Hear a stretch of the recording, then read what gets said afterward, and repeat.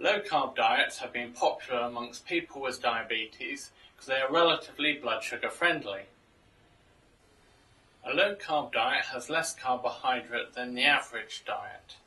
There's no formal definition, but under 130 grams of carbohydrate a day can be regarded as a low-carb diet. It's not uncommon for people with diabetes to have less than 100 grams of carbohydrate a day. Low-carb diets have become particularly popular for people with type 2 diabetes. People with type 1 may also wish to go onto a low-carb diet if they've had either problems with control on a normal diet or just wish to tighten their control. People on insulin or other blood glucose lowering medication should take care for reducing their carbohydrate intake, as hypoglycemia can occur. We would advise speaking to your doctor first before making any significant changes to your diet.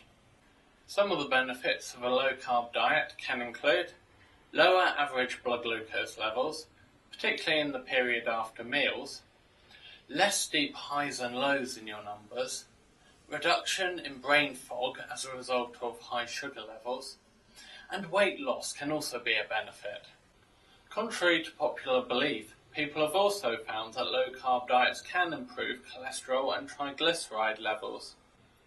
To reduce your carb intake, you will likely cut down or cut out foods such as bread, pasta, rice, potatoes, and of course some sweeter foods. Vegetables should be the foundation of a low-carb diet.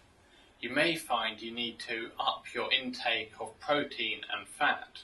If you are increasing your fats, make sure you're choosing a good supply of unsaturated fats as found in nuts, avocados, and oily fish.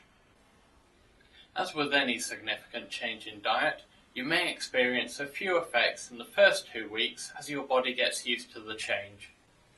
This can include tiredness, headaches, or constipation or loose stools. If these effects don't subside after a couple of weeks, you may need to make some changes. You may wish to speak to a dietitian for advice. A low-carb diet is sometimes viewed as a restrictive diet. However, some people find inventive ways of replacing the more starchy foods, such as using swede or celeriac instead of potato, using cauliflower instead of rice, and making dough out of almond meal. You may find that the diet is actually more nutritious than your previous one.